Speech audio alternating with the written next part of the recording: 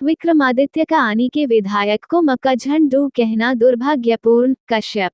कुल्लू। भाजपा प्रदेश अध्यक्ष एवं सांसद सुरेश कश्यप ने मणिकरण एवं धोरा नाला कुल्लू में एक कार्यकर्ता बैठक को संबोधित करते हुए कहा कि विक्रमादित्य का आनी के विधायक को मक्काझंडू कहना दुर्भाग्यपूर्ण है। यह केवल एक विधायक का ही नहीं पर आनी की जनता का भी अपमान है।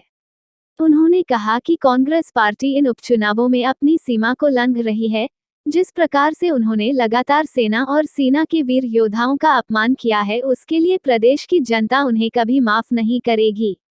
उन्होंने कहा कि आने वाले समय में जिस प्रकार कांग्रेस कार्य कर रही है वो हिमाचल प्रदेश से लुप्त हो जाएगी।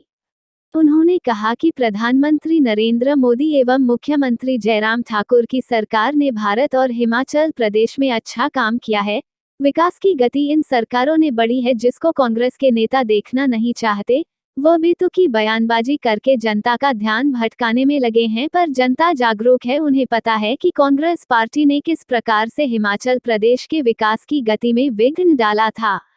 उन्होंने कहा कि मुख्यमंत्री जयराम ठाकुर की अनेकों जन कल्याणकारी योजनाओं से हिमाचल प्रदेश की जनता को बड़ा लाभ हुआ है, जिससे जनता खुश है और वह बढ़ चढ़कर भारतीय जनता पार्टी के पक्ष में वोट डालने वाली है। उन्होंने कहा कि मंडी से कांग्रेसी प्रत्याशी प्रतिभा सिंह 2014 में भारतीय जनता पार्टी से चुनाव हार गई थी। उसके बाद धरातल पर प्रतिभा सिंह ने काम करना छोड़ दिया था। आज वह मौकापरस्त नेता की तरह वापस आ गई है और अपनी मीठी मीठी बातों से जनता को गुमराह करने की कोशिश कर रही है। हुआ है या प्रदेश सरकार का जो 3.5 वर्ष से अधिक का कार्यकाल हुआ है और अपनी उपलब्धियों को लेकर हम जनता के बीच में जा रहे हैं और हमें खुशी होती है कि आज प्रदेश का शायद ही कोई ऐसा परिवार बचा हो जिसको कि किसी न किसी रूप में केंद्र या प्रदेश सरकार की योजनाओं का लाभ ना मिला। जहाँ तक बात महंगाई और बेरोजगारी की है, मैं मानता हूँ इस बात को कि बेरोजगारी है, महंगाई भी है, लेकिन जिस प्रकार से कांग्रेस पार्टी कोविड के समय में देश की अर्थव्यवस्था छिन्न भिन्न हो गई, बहुत सारे उद्योग धंधे बंद हो गए, बहुत सारे जो उद्योग थे उनके लिए रॉ मटेरियल बाहर से आता था वो आना बंद हो गया, आवश्यक वस्तु के दाम बढ़ गए।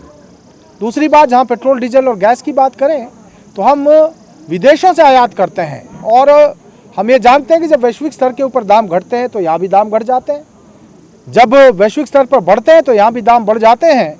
और जब पेट्रोल और डीजल के इस प्रकार से अर्थव्यवस्था का नुकसान हुआ, इसके बावजूद हमारी जो केंद्र की सरकार आज लगभग 100 करोड़ लोगों का मुफ्त टीकाकरण करना, प्रदेश सरकार जो 18+ की हमारी एलिजिबल कैटेगरी है, प्रथम डोज में हम देश भर में अव्वल आए हैं और देश में 80 करोड़ लोगों को पिछले 1.5 वर्ष से अधिक का कार्यकाल हो गया, कोई भूखा ना सोए इसके लिए 5 किलो अनाज और 1 दाल देने का काम किया हमारी सरकार ने किया है।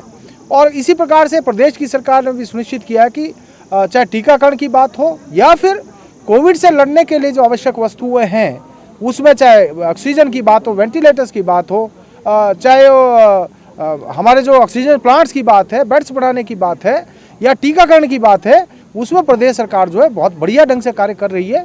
और जहाँ तक विकास की बात है, 3.5 वर्षों में पूरे हिमाचल प्रदेश का 68 के 68 विधानसभा क्षेत्रों में मैं कहना चाहूँगा कि कुल्लू से आपका फैसला टीवी के लिए धनेश गौतम की रिपोर्ट।